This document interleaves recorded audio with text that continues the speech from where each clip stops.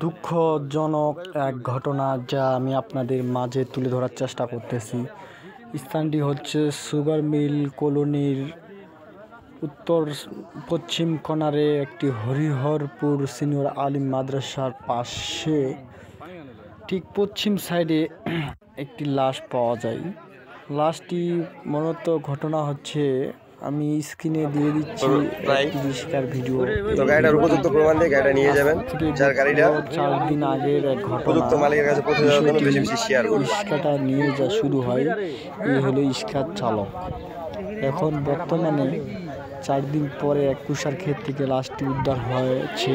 Police এলাকার মানুষ খোঁজাখুঁজির পর যেখানে পুলিশ ব্যর্থ হয়েছে, ওখানে এলাকার মানুষ এটিকে খুঁজে পেতে সক্ষম হয়েছে।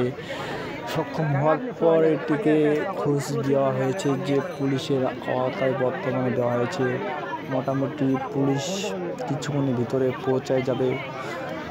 আমি ইতিমধ্যে খবর পেলাম যে পুলিশ চলে আসছে বিষয় স্পটে।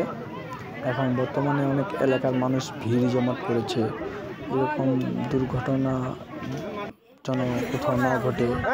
আমরা ইতিমধ্যে দেখতেছি অ্যাম্বুলেন্স চলে আসছে টিকিট নেওয়ার জন্য। এখান থেকে যত দ্রুত নিয়ে চলে যাবে, যে রাস্তায় আনা হয়েছে আপনার